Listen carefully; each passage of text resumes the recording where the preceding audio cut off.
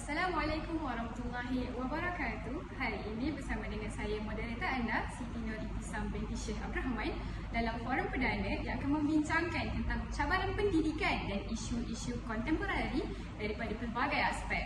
Misalnya daripada aspek ekonomi, sosial dan politik. Saya tidak bersendirian hari ini, ditemani dua panel pertama, Nur Ustazah Syamimi binti Muhammad Syaufiq. Apa khabar? Baik, Alhamdulillah. Terima kasih Sadari moderator kerana sudi menjemput saya hari ini. Alhamdulillah. Dan panel yang kedua iaitu Wan Nur Azmawati binti Wan Abdullah. Apa khabar Cik? Alhamdulillah, saya dalam keadaan yang baik dan terima kasih juga kerana sudi menjemput saya kepada saya forum hari ini. Alhamdulillah, jawapan yang baik-baik belaka. Jadi, sebelum kita meneruskan lagi forum perdana hari ini, suka untuk saya memperkenalkan terlebih dahulu panel-panel yang berada di samping saya pada hari ini. Suka untuk saya maklumkan panel pertama iaitu Cik Syamimi merupakan seorang pensyarah di Institut Pendidikan Guru Kampus Kota Baru yang mengajar subjek Bahasa Melayu, manakala Cik Azmawati merupakan penuntut ataupun siswi di Institut Pendidikan Guru Kampus Kota Baru. Suka untuk saya berkenalan dengan mereka berdua. Jadi mereka lah yang akan menjadi panel yang akan mengupas dengan lebih terperinci isu-isu yang akan dibincangkan hari ini. Jadi tanpa mengelengahkan lagi masa, sukalah untuk saya memulakan dengan berkaitan dengan isu-isu kontemporari. Istilah kontemporari itu sendiri kita hubung kaitkan dengan kewujudan pendidikan masa kini yang kait rapat dengan teknologi, bagaimana pendidikan terus berkembang seiring dengan revolusi industri sehinggalah revolusi industri yang terkini iaitu 5.0. Justru itu izinkanlah saya menambah dahulu membincangkan tentang isu berkaitan dengan daripada aspek macam mana kualiti guru dan latihan profesionalisme pada hari ini menjadi satu punca berlakunya isu-isu kontemporari. Umum sedia maklum kita tahu guru terdiri daripada pelbagai latar belakang. Ada guru yang datang daripada Institut Pendidikan Guru misalnya, ada yang datang daripada keluaran universiti dan bahkan ada guru-guru lama yang telah berumur datang daripada orang kata pendidikan sijil-sijil zaman dahulu. Jadi bagi saya perkara itu menjadi satu isu bagaimana untuk guru-guru lama maupun guru-guru baru mengejar penggunaan teknologi dari aspek pendidikan untuk mengajar pada orang kata anak-anak muda, pelajar-pelajar muda masa kini. Jadi jika dikupaskan dengan lebih mendalam isu ni, saya rasa daripada aspek kualiti guru tu sendiri memerlukan orang kata latihan, memerlukan pentingnya untuk menghadiri kursus-kursus keguruan misalnya yang jikalau tidak silap saya setiap satu perkara ataupun jika ada penambahan dalam pendidikan maka kempen-kempen ataupun kursus tadi akan dilaksanakan. Jadi daripada segi tersebut dapatlah guru-guru ni menambah baik, menambah ilmu pengetahuan. Lebih-lebih lagi apabila mereka berjumpa, berbincang sesama mereka untuk menambahkan lagi ilmu pengetahuan. Dan dengan adanya kemahiran yang tinggi untuk mengajar, misalnya daripada aspek penggunaan Google Classroom dan sebagainya masa kini, saya rasa langkah-langkah tadi itu dapat menghentikan orang kata isu berkaitan dengan kualiti guru maupun kesan-kesan buruk yang orang kata disebabkan oleh guru tidak pandai ataupun buta daripada segi teknologi menyebabkan pelajar pun ketinggalan di belakang. Jadi itu aspek ataupun pendapat daripada saya. Tanpa melengahkan masa, saya teruskan dengan panel yang pertama, Cik Syamini, untuk memberikan sepatah dua kata pandangan. Silakan. Baiklah, terima kasih saya ucapkan kepada saudari moderator atas laluan yang diberikan. Saya tertarik dengan apa yang moderator katakan sebentar tadi, iaitu jurang dari segi kualiti dan juga teknologi guru. Saya tak nafikan memang berlakunya jurang kepada guru dari aspek teknologi, dan ini memberi kesan kepada pelajar, terutama sekali selepas berlakunya pandemik COVID-19 ini. Banyak pelajar yang terpaksa menggunakan digital lah kita kata, ataupun dalam istilahnya ialah Internet of Things, di mana semua perkara memerlukan internet ataupun menggunakan peranti elektronik. Jadi apabila kita singkaplah balik, pelajar kita ni mempunyai latar belakang yang pelbagai. Ada yang dari keluarga yang berkemampuan, ada yang datang dari keluarga yang kurang berkemampuan kan. Dan selain daripada itu, ada juga yang daripada bandar dan juga yang tinggal di luar bandar. Jadi di situ terdapatnya ataupun berlakunya satu isu kontemporari dalam pendidikan ni, di mana jurang digital itu berlaku, jurang digital itu muncul. Kenapa saya berkata demikian adalah kerana terutama sekali selepas COVID-19 ni, kita dapat lihat pelajar yang berada di bandar, mereka mempunyai kemudahan untuk mengakses video ataupun bahan pembelajaran. Jadi mereka dapat belajar seperti biasa, seperti sebelum berlakunya pandemik. Tidak terjadi kepada pelajar yang tinggal di luar bandar, di mana mereka terpaksa menanggung satu cabaran dalam belajar kerana mereka tidak dapat mengakses, mereka tidak mempunyai capaian yang baik. Jadi mereka dilihat ketinggalan disebabkan oleh adanya jurang digital itu sendiri. Jadi saya rasa ini sangatlah terkesan kepada pelajar luar bandar, terutamanya kerana mereka agak ketinggalan dalam pendidikan masa kini. Itulah pendapat saya. Sungguh hebat sekali isu yang dikupaskan. Dapat diambil isi-isi penting oleh hadirin pendengar sekalian berkaitan dengan betapa jurang pendidikan menjadi punca berlakunya perbezaan capaian pendidikan antara luar bandar dan juga pelajar bandar dari segi internet dan sebagainya. Jadi kita teruskan lagi isu pada hari ini dengan mohon pendapat daripada panel yang kedua yang cantik manis. Silakan. Terima kasih saudara moderator kita. Okey, kalau kita lihat tadi saudara berdua mengupaskan tentang aspek guru dan juga teknologi. Tapi isu kontemporari ini ada juga yang mendatangkan kesan kepada murid itu sendiri. Sebagai contoh, yang isu yang bakal saya kupaskan adalah berkaitan isu tekanan kesihatan mental murid. Isu ini sememangnya mendapat perhatian lah daripada seluruh dunia. Sebab apa? Sebab tekanan mental ni di sekolah bukan lagi sesuatu perkara yang biasa. Dan ramai pelajar di negara kita ni kini berdepan dengan pelbagai cabaran emosi yang memberi kesan negatif lah terhadap kesejahteraan dan juga prestasi akademik mereka sendiri. Jadi hal ini tidak kira lah di sekolah pendalaman ataupun di sekolah bandar sekalipun. Sebab kalau kita perhatikan, kebanyakan murid ni yang mengalami masalah tekanan mental terdiri daripada pelajar sekolah menengah. Sebab apa? Sebab bebanan akademik. Bebanan akademik yang kian mencabar, yang kian mencabar, di mana sistem pendidikan lebih berorientasikan kepada peperiksaan semata-mata. Jadi hal itu boleh menyebabkan masalah stres kepada murid-murid itu sendiri. Kerana apa? Kerana mereka perlu betul-betul lumus untuk mendapatkan sesuatu keputusan yang cemerlang. Tambahan pula, kalau kita lihat pada tahun 2020, iaitu semasa COVID-19 melanda, pelajar SPM tingkatan 5 mereka terpaksa menghabiskan sukatan pelajaran di rumah dengan berbagai teknologi. Jadi mereka tu terpaksa dengan mereka terpaksa belajar di rumah dengan pelbagai cabaran. Jadi nak tak nak mereka terpaksa lah belajar, tapi di akhir periksa. Jadi masalah mereka ni mereka rasa terbeban sebab apa mereka ni tak boleh nak bersungka dengan cikgu nak menanyakan soalan. Jadi mereka mungkin akan merasa ketinggalan dari aspek pelajaran tu. Tambah pula kalau murid-murid yang orang cakap tak mempunyai teknologi yang cukup untuk menghadiri kelas secara talian, itu antara pandangan saya lah berkenaan isu kontemporari kepada murid sendiri.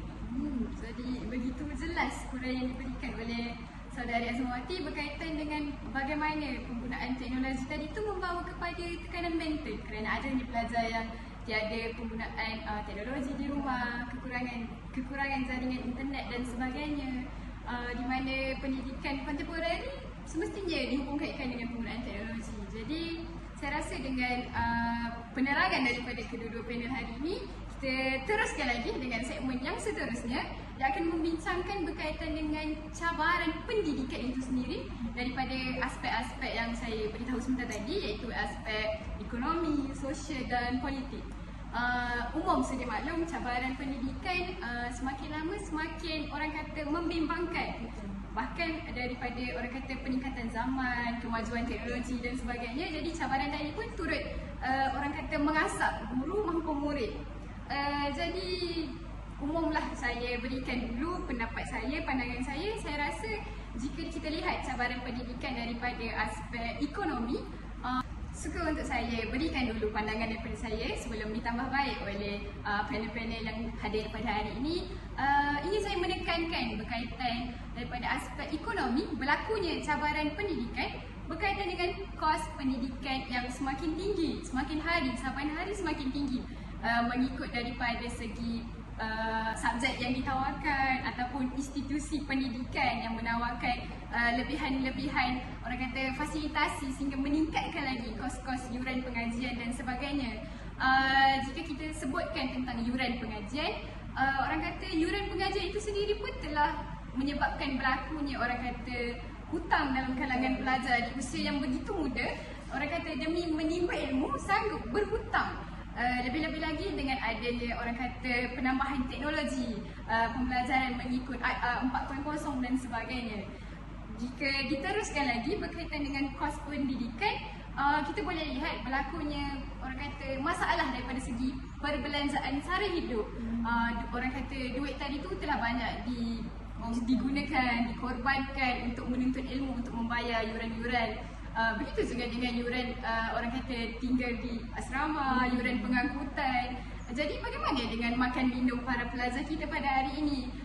Terdapat sebahagian institusi yang menawarkan allowance, misalnya Institut Pendidikan Guru, berbeza dengan institusi-institusi lain yang ada menawarkan PTPTN, dan orang kata perbezaan lah orang kata daripada segi kos perbelanjaan di Institut Pendidikan Guru, lebih-lebih lagi daripada universiti swasta yang mementingkan orang kata kualiti pembelajaran sehingga kos pembelajaran untuk belajar tu terlalu besar.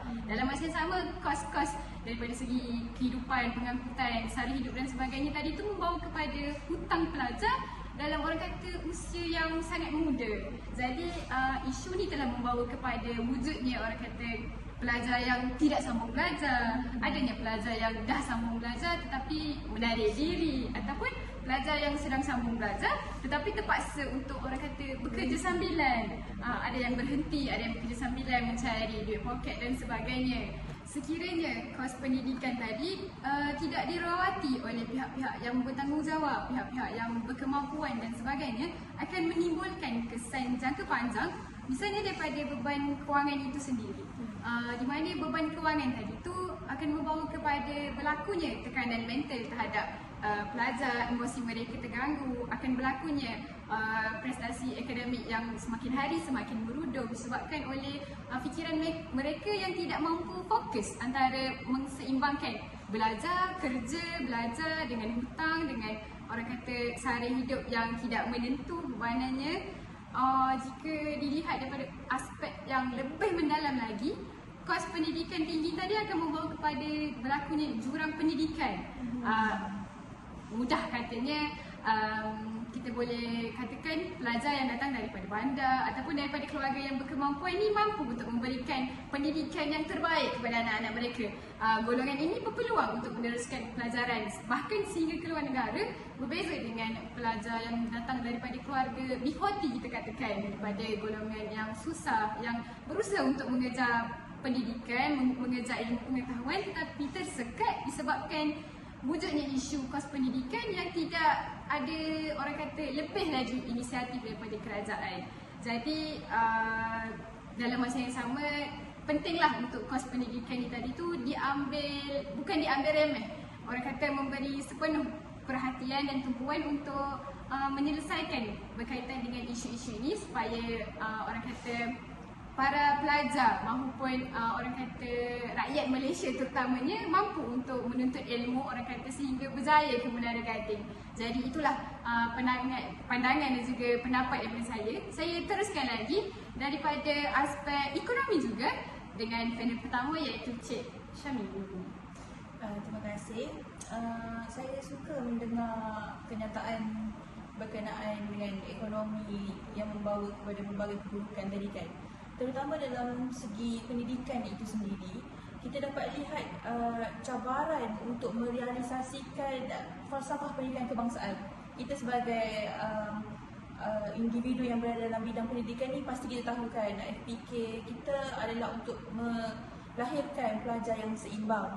Jadi saya melihat pendidikan melalui FPK ni dia menuntut pendidikan yang holistik, yang itu yang seimbang, yang menyeluruh, dan juga perkara ini menjadi kebimbangan ataupun ia akan terjejas apabila terdapatnya pihak ataupun pelajar itu sendiri yang lebih menekankan faktor ekonomi, di mana mereka tidak menekankan pembangunan secara menyeluruh itu tadi, tetapi bahkan hanya menumpukan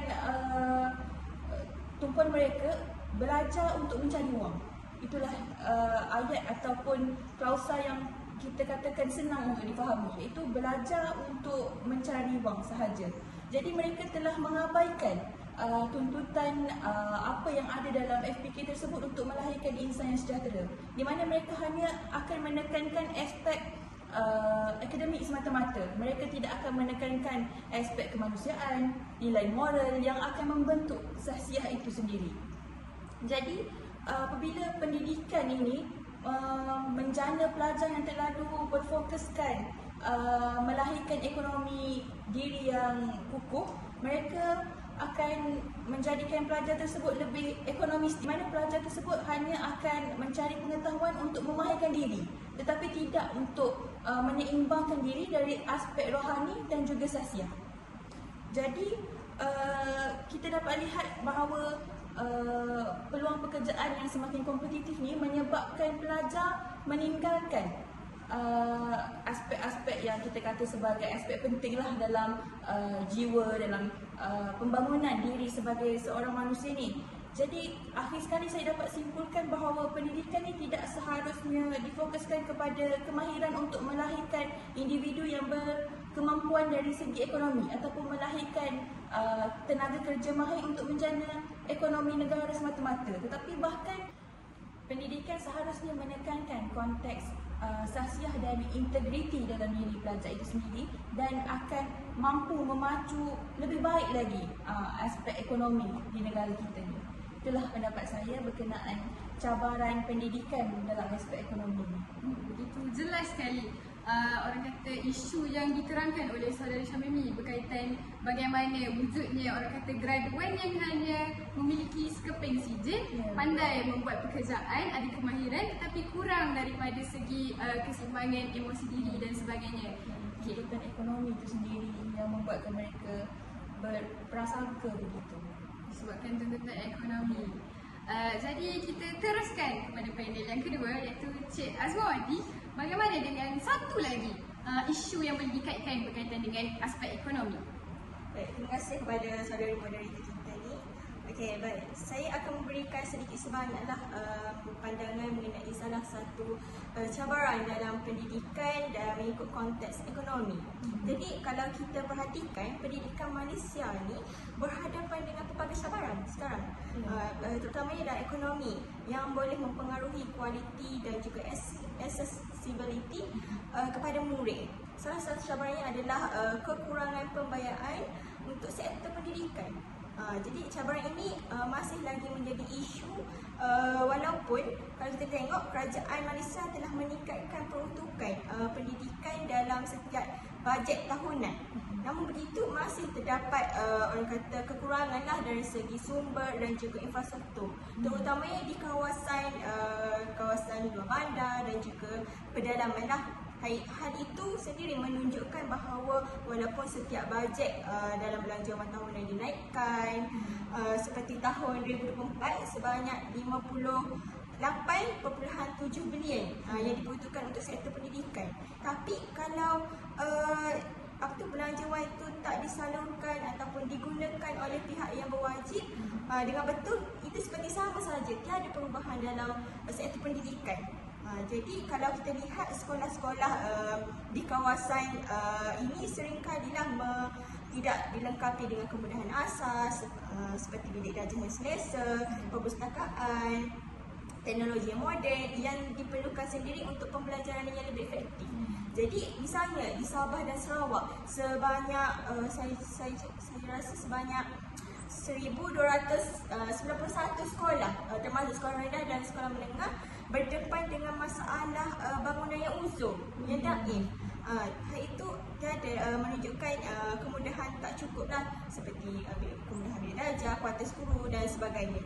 Jadi keadaan itu memberikan kesan negatif kepada kualiti pendidikan di negara kita yang akan diterima oleh pelajar di negara itu sendirilah.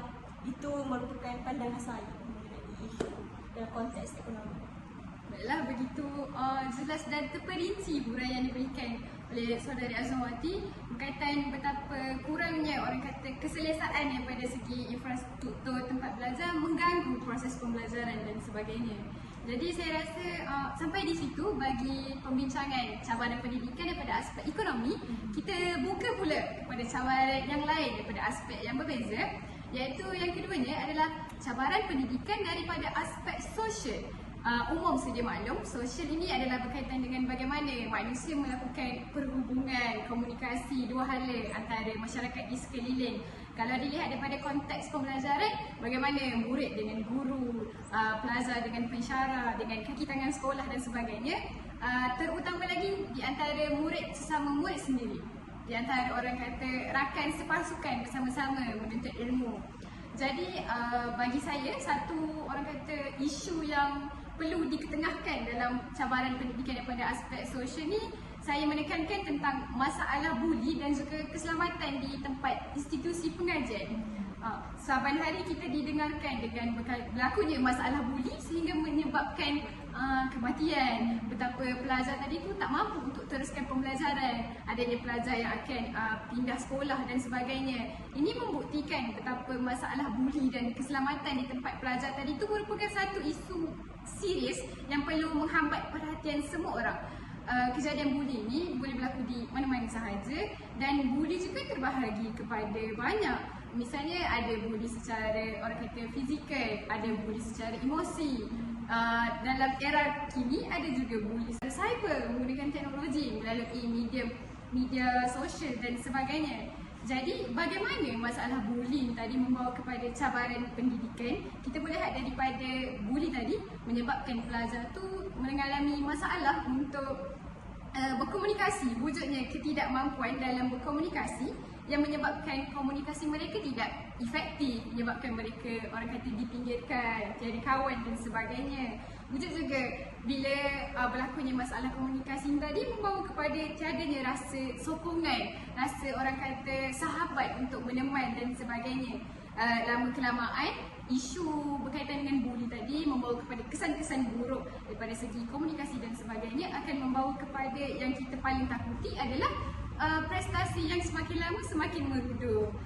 Umum sedia maklum kita tahu bahawa pelajar perlukan orang kata semangat, perlukan motivasi, orang kata memerlukan pengukuhan positif yang kita lihat daripada teori-teori yang dipelajari seperti teori behaviorisme dan sebagainya. Bagaimana teori itu menjelaskan tingkah laku pelajar ni dipengaruhi oleh bagaimana orang kata situasi pembelajaran yang seperti Azmawati terangkan, infrastruktur daripada segi saudari Syamimi terangkan betapa pentingnya FPK iaitu keseimbangan dalam mewujudkan pelajar yang bukan sekadar graduan mahir, ada kemahiran tapi tiada keseimbangan emosi dan sebagainya. Jadi saya rasa masalah buli dan keselamatan di institusi pengajian tu perlu diketengahkan, perlu wujudnya orang kata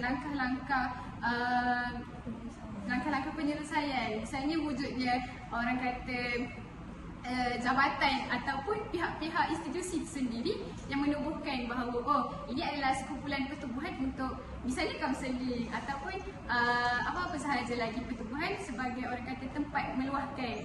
Kalau kita lihat daripada aspek luar negara, adanya talian hotline, talian untuk aduan dan sebagainya.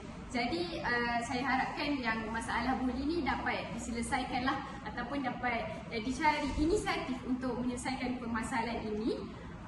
Jadi saya rasa cukup sampai di situ aspek ataupun orang kata contoh yang saya berikan berkaitan dengan masalah budi. Kita teruskan lagi mengupas isu ini daripada segi sosial dengan panel yang pertama, Cik Syamimi. Okey, baiklah, terima kasih. Pada pandangan saya, cabaran pendidikan dalam konteks sosial yang paling dominan pada masa sekarang adalah berkaitan dengan pengaruh media sosial dan budaya luar. Macam yang kita tahu, sosial ini merupakan perhubungan. Jadi apabila adanya media sosial yang tanpa batasan menyebabkan pelajar kurang memberi perhatian kepada pelajaran dan juga mereka terlalu menumpukan perhatian kepada media sosial. Macam yang kita tahu, media sosial pada hari ini bukan sekadar platform komunikasi tetapi juga medium di mana pelajar mampu membina identiti sendiri, identiti sosial mereka.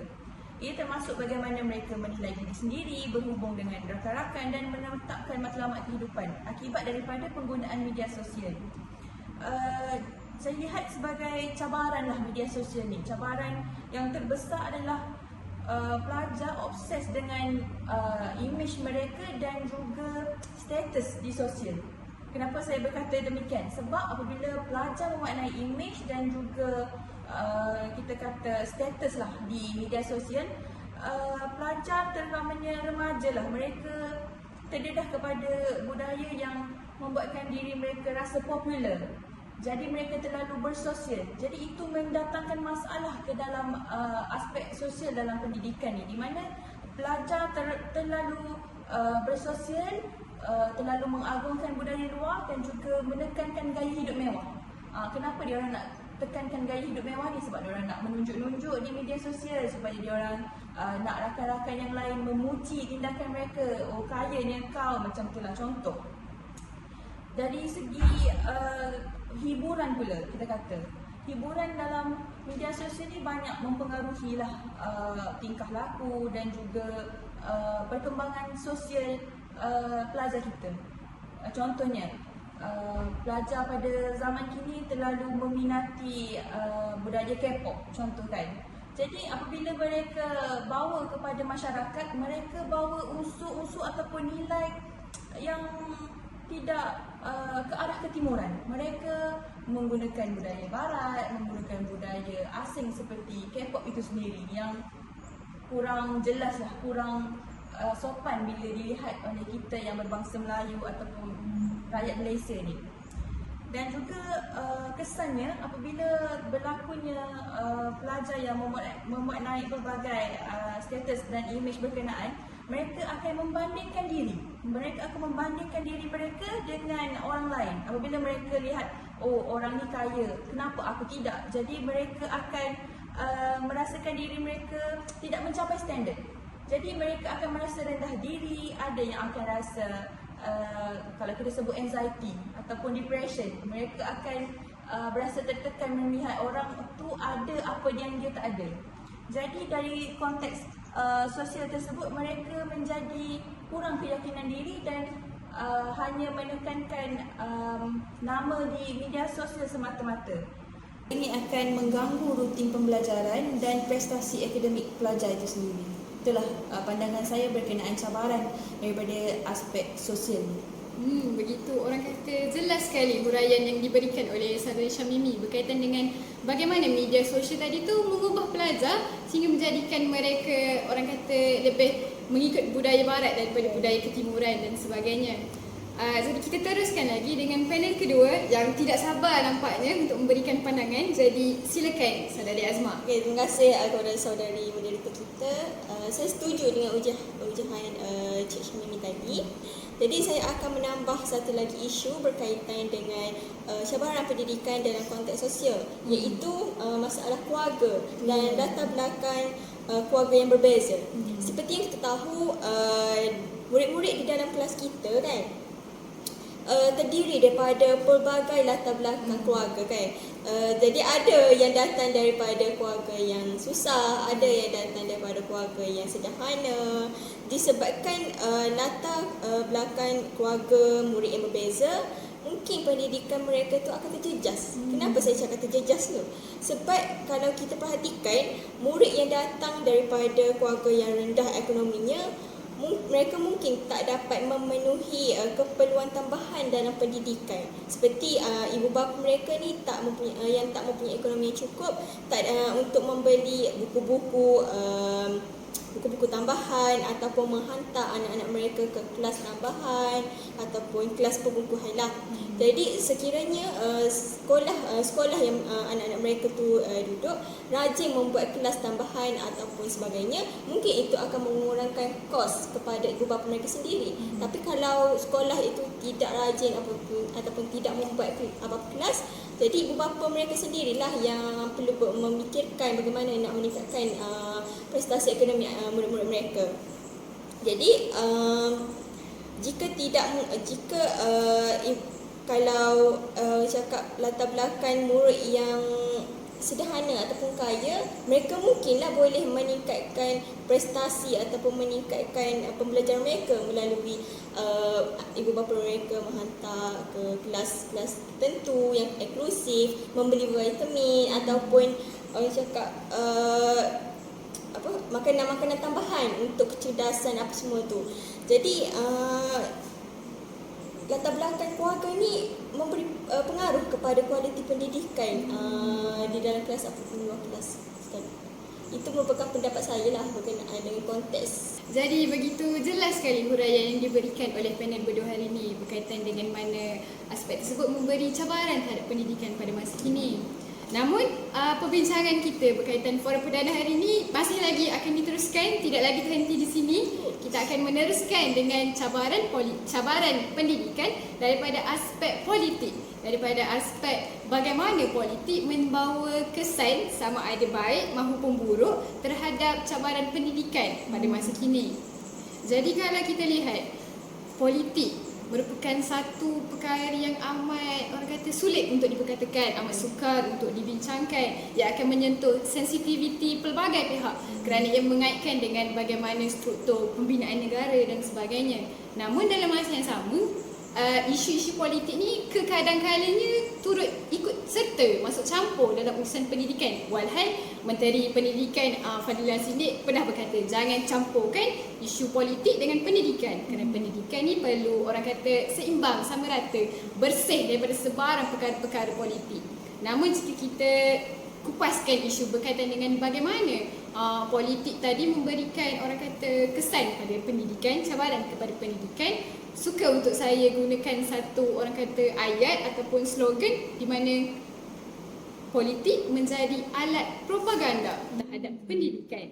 Bagaimana untuk menerangkan berkaitan dengan isu propaganda tadi, di mana daripada aspek politik ni bolehnya berlaku penyelewengan kurikulum dan bahan pelajaran. Misalnya kita boleh lihat daripada isu-isu sejarah, kita boleh katakan berkaitan dengan pembinaan buku-buku teks sejarah, di mana kekadangnya bila termasuk dengan isu politik akan berlakunya bias dalam ataupun kita boleh kata tokoh yang ingin diketengahkan. Kita kita boleh lihat macam mana tokoh barat lebih diagungkan berbanding dengan tokoh-tokoh Islam, berbanding dengan Ibnu Sina yang memulakan orang kata kajian tentang orang kata ubat-ubatan dan sebagainya, di mana sumbangan tokoh politik tertentu sama ada daripada zaman dahulu ataupun masa kini orang kata ditolak ke tepi ataupun diselindung sebalik oleh tokoh-tokoh lain yang lebih ingin orang kata ditonjolkan. Situlah berlakunya istilah bias disebabkan oleh politik daripada aspek kurikulum. Jika kita telusuri lagi, maka perkara-perkara tersebut akan menyebabkan berlakunya kontroversi, di mana akan berlakunya pihak yang akan memperkecilkan sumbangan. Jika kita telusuri bagaimana alat propaganda daripada aspek politik tadi itu membawa kepada isu-isu dalam cabaran pendidikan, kita dapat lihat bagaimana akan wujudnya kontroversi, misalnya daripada penggunaan buku bahan ilmiah ataupun daripada penggunaan buku teks yang mengandungi propaganda yang menyebarkan maklumat yang tidak tepat ataupun akan memanipulasikan sebarang fakta hanyalah untuk memihak kepada parti politik tertentu ataupun untuk orang kata memperkenalkan ideologi yang tertentu. Contohnya memperkecilkan pihak sumbangan daripada pihak lawan dalam parti politik disebabkan untuk menyelindung bahawa kebaikan yang dilakukan oleh mereka demi orang kata kepentingan diri sendiri ataupun demi kepentingan parti politik yang tertentu.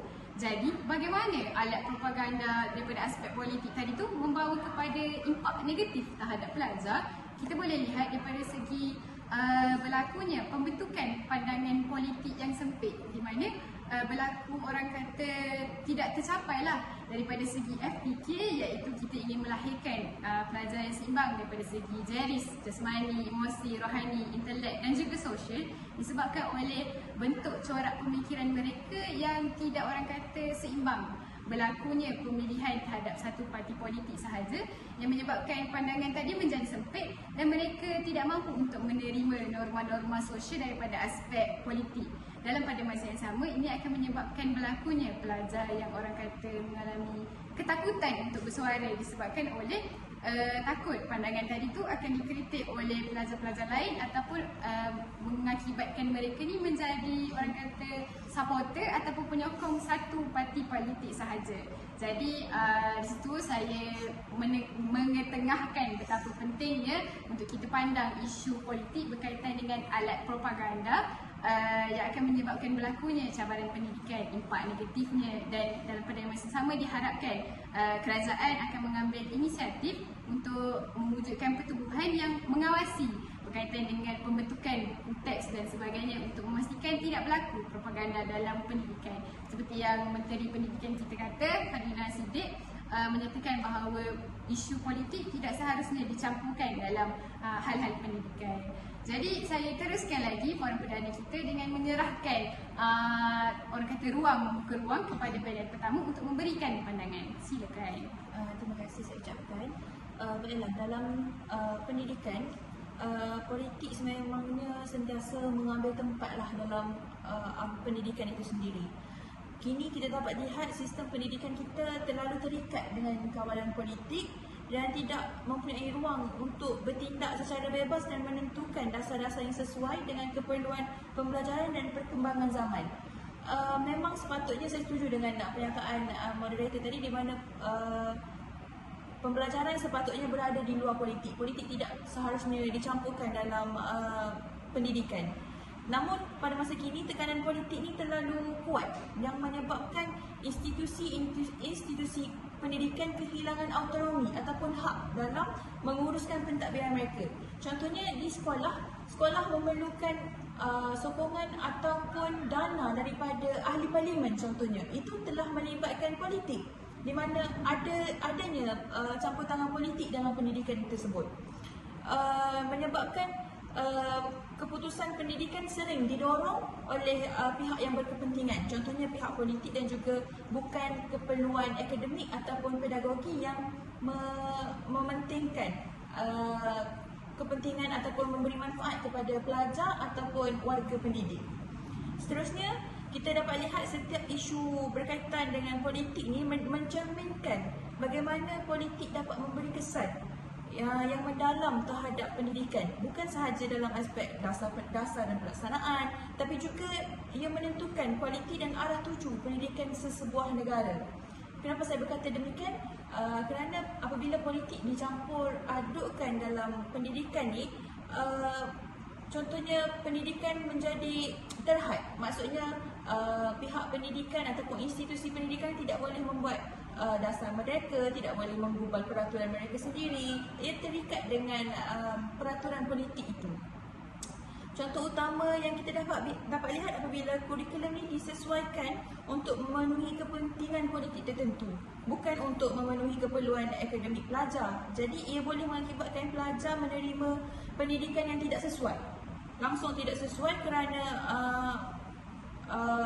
konteks pendidikan tersebut telah dicemari dengan ideologi politik yang ingin disebarkan oleh pihak-pihak tertentu. Jadi pada pandangan saya seharusnya politik itu tidak dicampurkanlah ataupun tidak diletakkan bersama pendidikan. Itulah pendapat saya. Begitu jelas sekali huraian daripada panel pertama. Jadi saya serahkan pula kepada panel kedua untuk menyambung isu yang kita bincangkan kini. Okay, terima kasih kepada moderator kita. Saya tambah satu isu berkaitan dengan politik, iaitu cabaran dasar pendidikan yang tidak konsisten. Dasar pendidikan yang tidak konsisten ini adalah merupakan satu cabaran dalam sistem pendidikan negara kita, kerana ketidakstabilan dan kebijakan pendidikan sendiri memberi kesan yang mendalam terhadap kualiti pendidikan, pengajaran dan pembelajaran, serta mempengaruhi pelajar-pelajar dan juga guru-guru di negara kita secara keseluruhannya lah. Jadi cabaran ini berpunca daripada pergolakan politik itu sendiri yang berlaku dalam negara kita, sehingga membawa kepada perubahan yang mendadak dalam dasar pendidikan itu sendiri. Jadi kalau kita perhatikan, apabila ada kerajaan baru kan, siapa yang tahu tu ada kerajaan baru mengambil alih, mereka ni mungkin akan melaksanakan reformasi pendidikan yang barulah, yang berbeza daripada pendahulu mereka tu. Contohnya di negara-negara kita ataupun di negara-negara luar yang telah mengalami krisis politik, perubahan dalam kepimpinan boleh mengakibatkan perubahan dari aspek pengenalan kurikulum baru, sistem penilaian yang berbeza dan juga pendekatan pengajaran yang tidak konsisten. Jadi hal itu ataupun perubahan itu mungkin akan menciptakan ketidakpastian dalam kalangan guru-guru dan juga murid. Kerana apa? Kerana mungkin guru-guru itu tidak dilengkapi dengan pengetahuan ataupun latihan yang diperlukan untuk melaksanakan kebijakan baru yang diperkenalkan oleh kerajaan baru itu. Jadi sementara pelajar mungkin mereka akan berasa terpaksa menyesuaikan diri dengan sistem pembelajaran yang berbeza daripada sebelum itu. Jadi akhirnya siapa yang mendapat terpias? Murid dan juga guru kan. Itu merupakan akibatlah kalau politik campur tangan dalam bidang pendidikan kita. Itu merupakan pendapat saya mengenai politik dan pendidikan. Jadi dengan berakhirnya orang kata pendapat dan pandangan yang diberikan oleh panel-panel yang hadir pada hari ini, kita teruskan pada segmen penutup, iaitu bahagian orang kata kesimpulan akhir. Jadi saya minta panel pertama untuk memberikan kesimpulan. Okey, terima kasih. Apa yang saya dapat simpulkan adalah dalam kita menghadapi isu pendidikan kontemporari kini, kita memang terdedah dengan cabaran-cabaran lah, kita katakan cabaran yang kita perlu tanganinya secara menyeluruh. Contohnya ketidaksamaan akses macam yang kita bincangkan sebentar tadi, ketidaksamaan pendidikan yang berkualiti, pengaruh-pengaruh media sosial dan juga kawalan politik serta sosial ekonomi apa yang telah kita bincangkan tadi. Seharusnya kita mencari satu penyelesaian. Semua pihak seharusnya mencari penyelesaian untuk kita tangani isu ini demi kepentingan pelajar dan keluarga pendidik itu sendiri. Jadi apa yang boleh kita lakukan adalah dengan melakukan satu pendekatan, iaitu pendekatan interdisipliner, di mana pengukuhan ataupun langkah-langkah pencegahan ini dapat dilakukan kepada pelajar dan juga guru dan semua masyarakatlah secara amnya, supaya pendidikan itu sendiri dapat diperkasakan, dapat dijadikan satu perkara yang utama dalam kehidupan untuk membina satu masyarakat yang progresif. Jadi saya rasa itulah kesimpulan yang saya boleh simpulkan untuk perbincangan kita ini. Baiklah, saya beralih kepada panel kedua, Cik Azmawati. Daripada pembahasan kita tadi mengenai cabaran yang kita kupaskan, dapat saya simpulkan bahawa ketiga-tiga aspek iaitu bermula daripada ekonomi, sosial dan politik itu memainkan peranan penting yang boleh mempengaruhi sesuatu aspek, iaitu aspek pendidikan. Jadi kalau salah satu daripada mereka itu tidak mengambil tempat ataupun mainkan peranan, mungkinlah pendidikan kita tidak menyeluruh, tidak dibangunkan secara menyeluruh. Jadi di sini saya tegaskan bahawa pihak berwajib ini perlulah mengambil peranan yang proaktiflah dalam mengenali cabaran-cabaran yang kita kupaskan tadi lah. Itu merupakan pandangan saya mengenai keseluruhan tajuk. Baik, dapat dilihat kesimpulan yang diberikan tadi itu menunjukkan bahawa betapa sistem pendidikan kita masih kini sebenarnya berada di persimpangan jalan. Betapa kita berada dalam kesusahan untuk membincangkan tentang jurang digital, berlakunya kekurangan infrastruktur, berlakunya orang kata propaganda politik dalam pendidikan masa kini yang menyebabkan berlakunya impak negatif terhadap pelajar daripada segi ekonomi, sosial maupun aspek politik yang membawa kepada pelajar ni tadi tu mengalami kesukaran untuk meneruskan orang kata pembelajaran sehari-harian mereka. Jadi diharapkan forum perdana yang dilaksanakan pada hari ini membuka mata semua pihak, sama ada hadirin, pendengar maupun penonton yang sama-sama mengikuti forum pada hari ini. Jadi sebelum mengakhiri forum perdana ini, suka untuk saya memohon maaf anda berlaku orang kata tersilap kata, salah bual bicara, dan sekalung penghargaan bahkan terima kasih ingin saya ucapkan kepada panel berdua yang sudah hadir pada hari ini. Jadi sekian sampai di sini saja forum perdana kami pada hari ini. Wabillahi taufiq wal hidayah. Wassalamualaikum warahmatullahi wabarakatuh. Sekian.